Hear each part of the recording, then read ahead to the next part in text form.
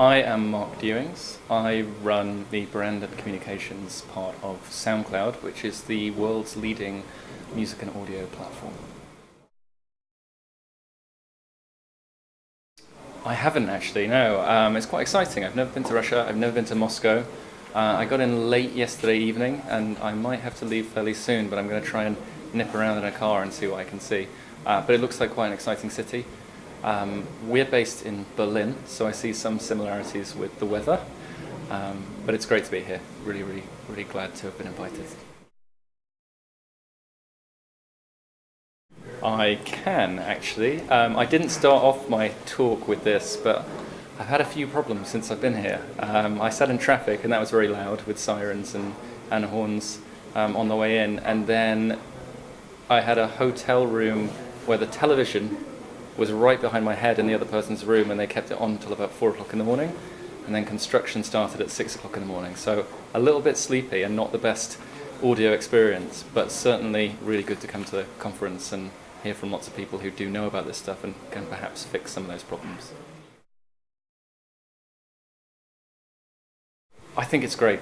In all honesty, I think SoundCloud, as I mentioned, we call ourselves the world's leading audio platform. And that means we're very focused on sound and the importance of sound in the world. And so it's great to be with a community of people who think that sound matters that much, that there's a really great opportunity there. And I actually took the same title for my talk today, because SoundCloud itself sees a really big opportunity in the web and in the world for a platform like ours.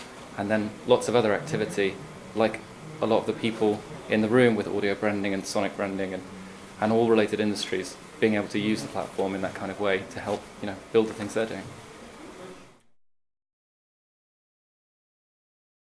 I have to confess, one of the reasons for coming here today, as well as to speak about SoundCloud, was to also learn a bit about audio branding. So I have my understanding from when I previously worked in advertising around audio logos, sound logos, but I've been thinking a lot about the importance of sound to branding in the things that SoundCloud does. For example, we're a sound company, and therefore we should be thinking sound first. And the talk I just did, there was a piece around exactly that. That we shouldn't be thinking about visual first, or text first, or image first, that we should always think, what's this going to sound like? And then work back from there when we apply all those other media. I think the Congress has been great, to be honest. It's only been a few hours, but I'm already learning and enjoying and had that great opportunity to speak. But I think it's, as it often is, it's the conversations with people afterwards. I rather foolishly, as it turned out, and Julian warned me of this, sort of suggested to people that we didn't have an audio sound logo for SoundCloud, and perhaps people would be interested in thinking about that a little bit more. But I've been inundated with business cards with people suggesting we should and others suggesting we shouldn't, and it's actually concepts around branding and sound that we should be looking into. All of that discussion and all of those debates is exactly kind of why I came. So it's those other conversations that are being really interesting at the moment.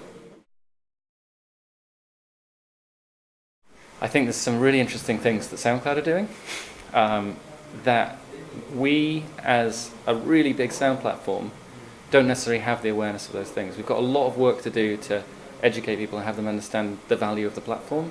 There's 250 million people in the world that we reach that already do, but there's a billion plus that don't, and there are specific industries and sectors that don't necessarily know how they can utilize SoundCloud, and this being one of them, the audio branding industry, is obviously a key one.